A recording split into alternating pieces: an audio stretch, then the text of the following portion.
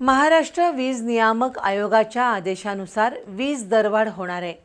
या विरोधात कोल्हापुरातील उद्योग क्षेत्रात संतापाचं वातावरण आहे। वीज दरवाढीसह सोलर क्षेत्रावर निर्बंध आणणारा आणि उद्योगांना आर्थिकदृष्ट्या कमकुवत करणारा निर्णय ताबडतोब मागे घ्यावा अशी मागणी कोल्हापूर चेंबर ऑफ कॉमर्सच्या बैठकीत करण्यात आली। वीज दरवाढीचा निर्णय मागे घेतला नाही तर रस्त्यावर उतरू, प्रसंगी न्यायालयात दाद मागू, तिथेही योग्य निर्णय झाला नाही तर मात्र परराज्यात उद्योग व्यवसाय स्थलांतरित करण्याचा इशारा उद्योजकांनी दिलाय।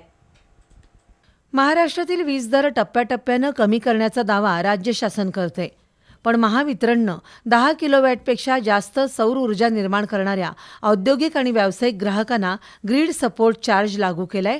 तसंच सौर पॅनेल बसवून तयार झालेली अतिरिक्त वीज रात्री वापरता येणार नाही। परिणामी सौर ग्राहकांना संध्याकाळी पुन्हा महावितरणची महागडी वीज विकत घ्यावी लागणार आहे।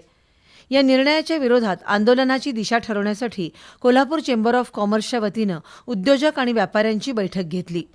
सौर ग्राहकांच्या हिताच्या दृष्टीनं शासनानं निर्णय घ्यावा, अन्यथा रस्त्यावर उतरण्याचा इशारा चेंबरचे अध्यक्ष संजय शेटे यांनी दिला।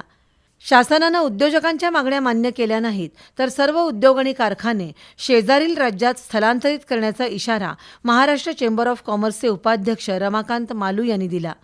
सौर ग्राहकांना ग्रीड सपोर्ट चार्ज लागू करण्याचा वीज नियामक आयोगाचा निर्णय चुकीचा असून अनेक व्यवसाय इतर राज्यांमध्ये जाण्याची शक्यता असल्याचं अजित कोठारी आणि अमित वझे यांनी स्पष्ट केलं। सोलर नसलेल्या ग्राहकांनाही वीज दरवाढीचा फटका बसणार असल्यानं हा निर्णय सर्वसामान्य ग्राहकांवर अन्याय करणारा आहे। उद्योगांवर वाढणारा आर्थिक भार, उत्पादन खर्चातील वाढ आणि रोजगारावर होणारा विपरीत परिणाम यामुळे राज्याच्या आर्थिक प्रगतीवर परिणाम होईल अशी भीती व्यक्त करण्यात आली। या बैठकीला विद्यानंद मुंडे, प्रशांत शिंदे, कमलाकर कुलकर्णी, सचिन शानभाग, राहुल पाटील, गोशिमाचे अध्यक्ष सुनील शेळके, दीपक जाधव, आनंद माने यांच्यासह उद्योजक उपस्थित होते।